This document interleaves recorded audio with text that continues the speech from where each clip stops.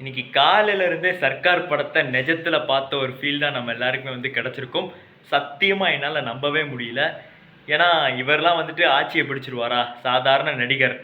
மிஞ்சி மிஞ்சி போனா 5 இல்ல 10 தொகுதி ஜெயிப்பாரு. இவர் தொகுதியில ஜெயிக்க மாட்டாரு.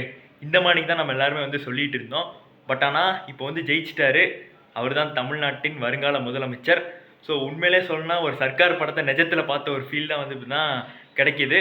ஸோ என்னதான் சொன்னாலும் கருத்து ரீதியாக அவர் பிடிக்காமல் இருந்தீங்கனாலும் பிடிச்சிருந்தாலும் இப்போ அவர் நம்ம தமிழ்நாட்டின் முதலமைச்சர். மக்கள் தீர்ப்பே மகேசன் தீர்ப்பு. ஸோ அதனால் அவருக்கு வாழ்த்துக்கள் தெரிவிச்சுக்கிறோம். ஸோ தமிழ்நாட்டை தான் மென்மேலும் உயர்ற மணிக்கான ஆட்சி அமைக்கணும் அப்படி சொல்லி நம்ம கேட்குறோம் ஒரு கோரிக்கையாக. மக்களும் அதான் எதிர்பார்க்குறாங்க.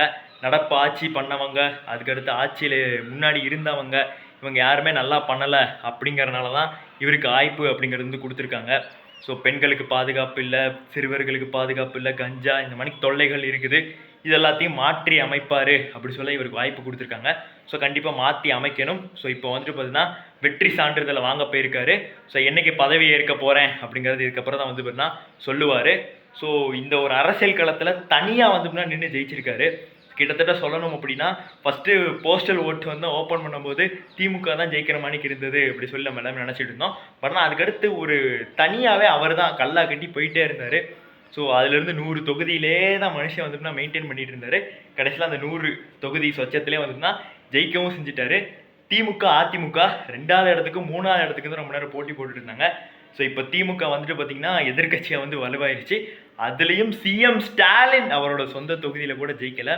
ஸோ இப்போ சட்டசபையில் உதயநிதி ஸ்டாலினோட தலைமையில் தான் எதிர்கட்சியாக உட்கார போகிறாங்க. அந்த அளவுக்கு ஒரு மாற்றத்தை ஏற்படுத்தியிருக்கு அந்த விஜய்ங்கிற ஒரு ஃபேம்.